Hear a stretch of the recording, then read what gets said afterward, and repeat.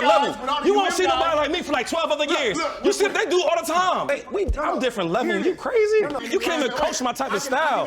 They style is regular. I gave him crazy work. Crazy work. Crazy work. And then look, and the dudes you kept getting all this love to, crazy work. Crazy work. Don't ever try me. Ever. Let me go. This sounds so easy. It's like some man. He's tripping. Hold on, let me ask you a question. Check his drink. He's tripping. Why are you up? Because I got some important shit going on here. What do you think? Boom, the world class.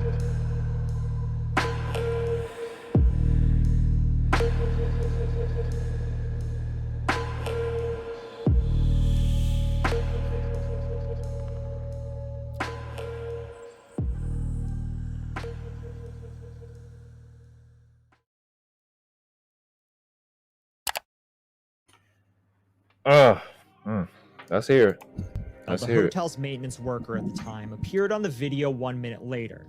He was outside the side door picking up cigarette butts and trash when he saw Mono come out with a little girl on his shoulder. He had her covered, and Matthew believed that she was asleep. He said hello. Mono made eye contact with him before looking away without saying anything in response. He just continued walking toward the parking lot. Matthew noticed something was amiss, and he thus tried to observe Mono without making it obvious that he was doing so. Mono put the child in the right rear passenger side of his car, got into the driver's seat, and began smoking. Matthew continued to watch the man while acting like he was doing busy work because he just felt something was not right. Mono then drove to the pavilion at the front entrance and entered the hotel. He approached the front desk and asked Regina for his security deposit, stating that he had to get back on the road to drive his daughter to Virginia to meet her mother. Security cameras showed Regina giving Mono the cash receipt to sign and return the deposit. The housekeeper, who later cleaned room 201, brought Regina 1 or 2 small clear open plastic packets with white residue that she had found in the room. So the nigga was doing coke in the room with the baby even further. Or dope.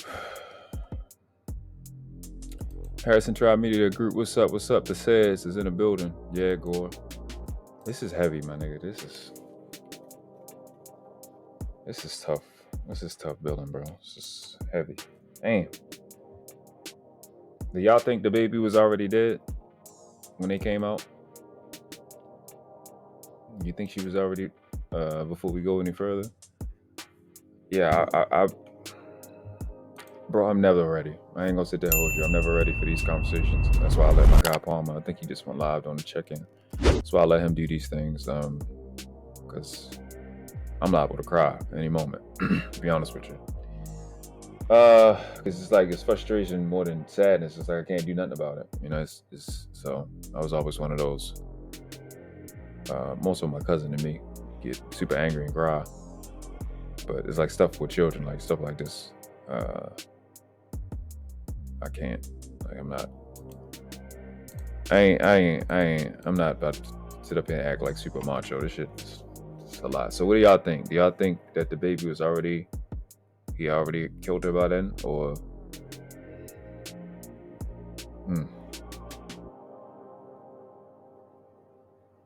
Yeah, this is heavy. It's a lot. This is a lot. It's a lot, but these are the conversations we gotta have, y'all. We gotta have these conversations. You know, we love the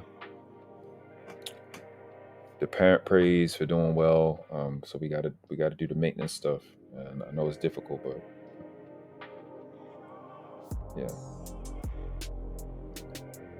yeah, gotta be able to deal with it. This is tough. Let's rock. Which he believed to be coke. Meanwhile, Matthew watched Mono leave the hotel, drive away in his car, and turn left onto the main road. Matthew did not act on his feeling that something was wrong until the following day when hotel staff saw an Amber Alert and called law enforcement. The hotel security camera showed Mono leaving the front entrance and getting into his car at 7:40, after which the car turned left towards Highway 87. Phone records indicated that at approximately 7:49 that same morning, Mono sent a text saying, "Hey," to Brenda, who was at the police station at the time. She had texted Mono the same message at 6:53 after learning from Carl that he had been in the trailer the previous night. At approximately 8:22, cell phone tower pings showed Mono's phone to be near the intersection of Highway 87, Highway 24, and Highway 27 in an area known as Johnsonville and Barbecue. Between 8:33 and 9:48 a.m., Brenda and Mono exchanged a series of text messages, which we'll have on screen for you right now, regarding why he was at her trailer, which Mono denied. It ended with Brenda telling him not to text her anymore, and Mono asking her why her boyfriend was messaging the mother of his child. Brenda did not tell Boyfriend. Oh no, baby, what is you doing? I know damn well you ain't been watching it this long and ain't hit that like button. You son of a bitch. Going right for the jugular, aren't you? And hit the like button before we buy something. What's going on? Subscribe to the channel if you're new to the channel. Hit that little red button and consider becoming a member. Why not? Why? Haven't you heard what they say about me? I'm a degenerate fucking animal. Everything not gonna end up on the channel, man. We're gonna put stuff in the back, you know, for the people that support the channel. I mean, it's okay, you know. Some people want to be freeloaders. I used to did it.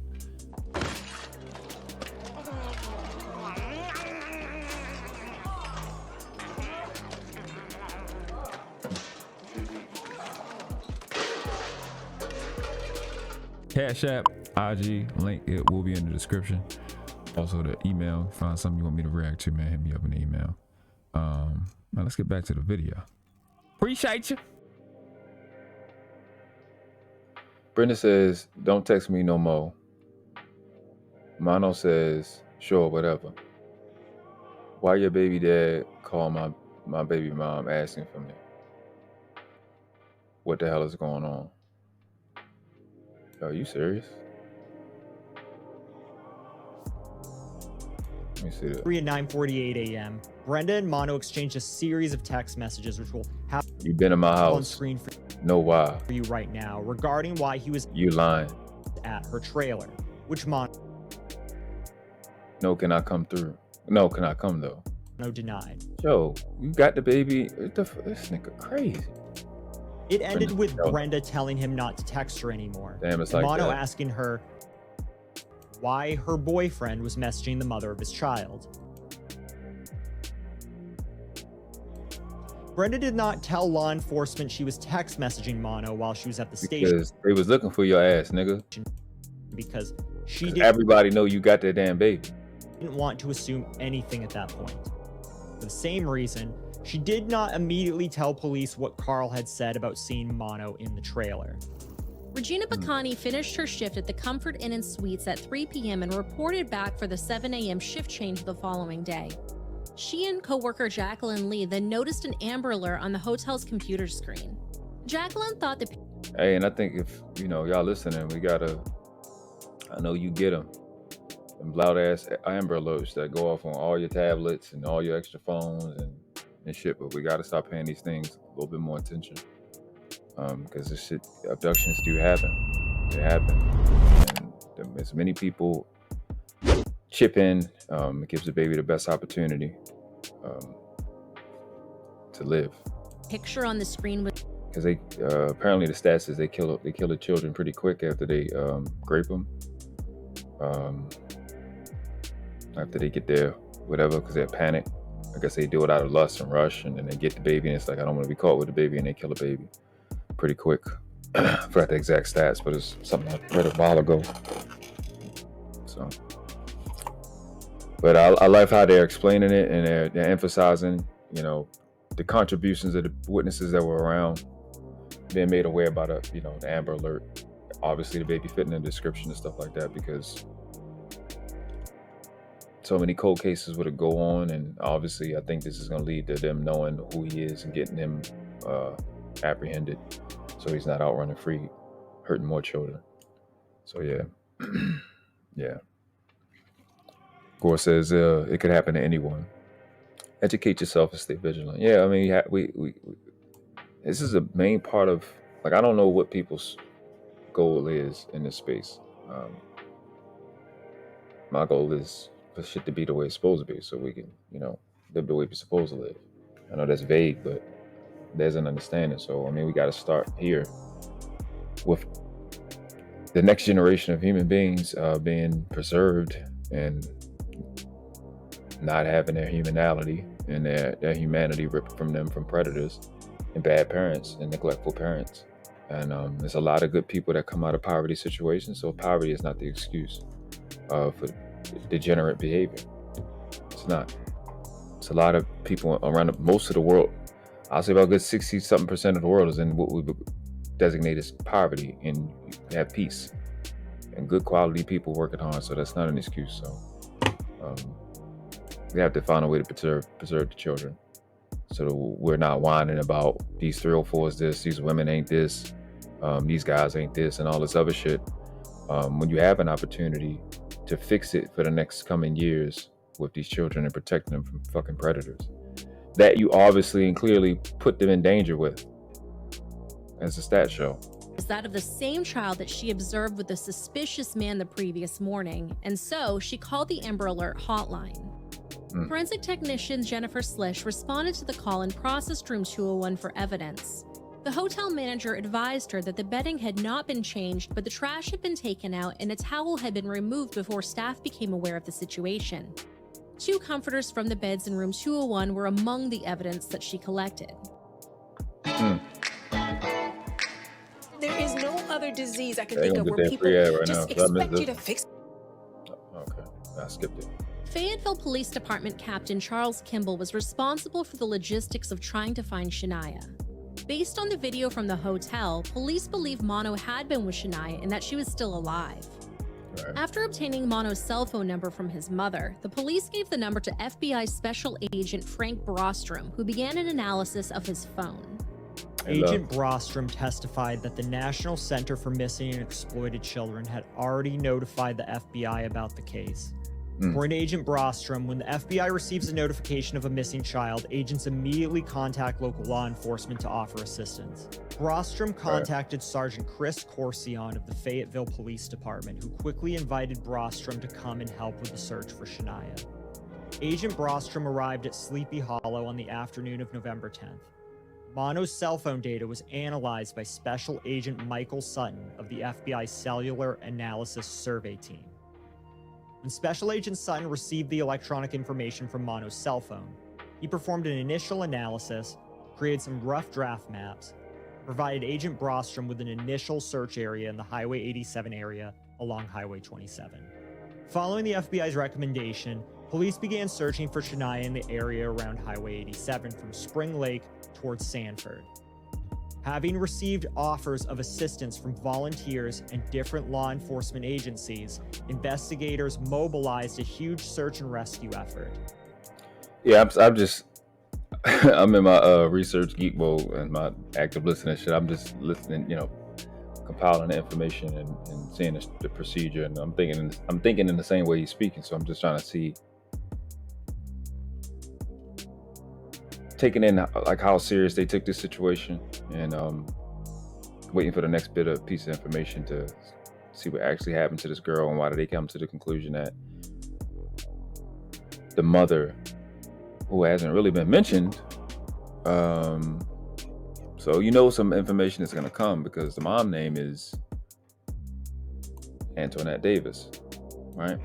But the lady they've been talking about is a lady named Brenda, so it's interesting. But like I put in the chat, Gore said, he has this narration style. His narration is pretty good. The music helps. So, the YouTubers, we taking notes, man. The YouTubers, everybody that, produce content, I've been watching these big content creators, and they're like 200-something thousand, and I'd be just like getting ideas and stuff like that. So I'm trying to do my YouTube stuff and copy and get an idea to keep me from just being in a bad headspace with this, because this is heavy. After the hotel video showing Mono with a child came to light, Brenda Davis and Jeroy Smith told police that Carl had seen him at the trailer the night Shaniya disappeared. Brenda had also seen Mono try to talk to Antoinette at their aunt's house, to which Antoinette responded, quote, "I don't have shit to say to you. I just want to know where my mother effing baby's at," end quote. Allegedly, Mono said all right, jumped in his car and sped away. Brenda began to think Antoinette was lying about what she knew, and Brenda and Antoinette argued and did not speak after this. In the evening hours of November 12th, Brenda talked to the detectives once again, told them about the text messages with Mono, and ultimately gave them her phone to take photos of these texts. That same day, police found Mono and he agreed to come to the station to speak with them.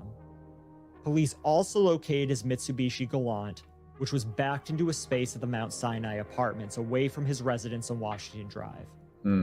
Police did a search of the vehicle's trunk and then had the car towed to the police department. The car was then processed for forensic evidence, which included taking soil samples from the wheel wells and taking the brake and gas pedal covers for substance analysis. That's pretty thorough.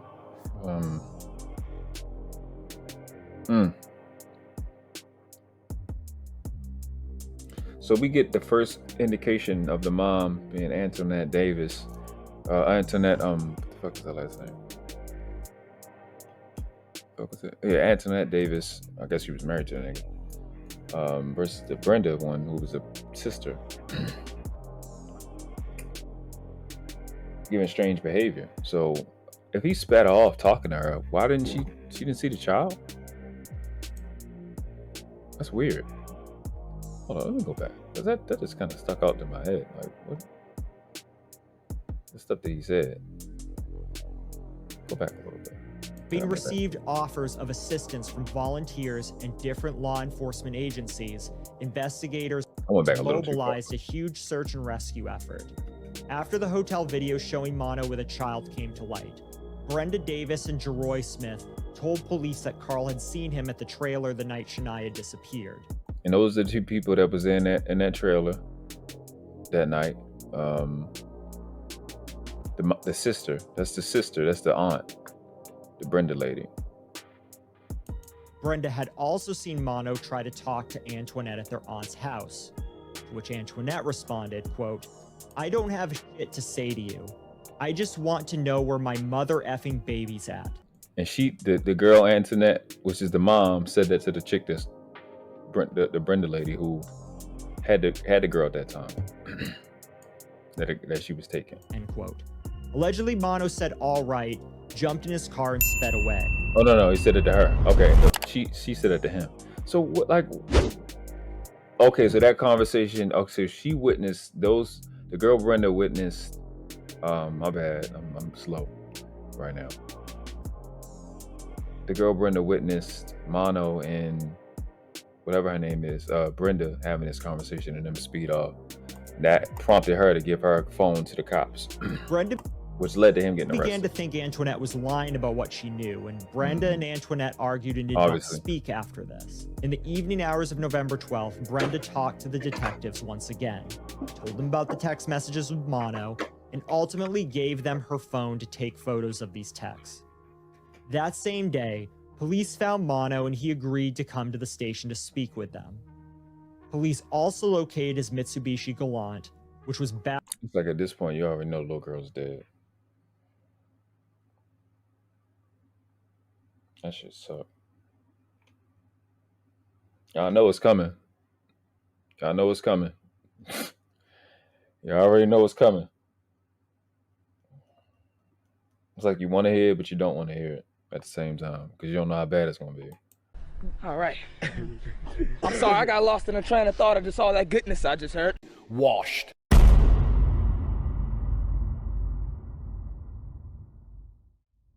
Like, we weren't supposed to come up with something this clean. You know, like something happened. What the fuck?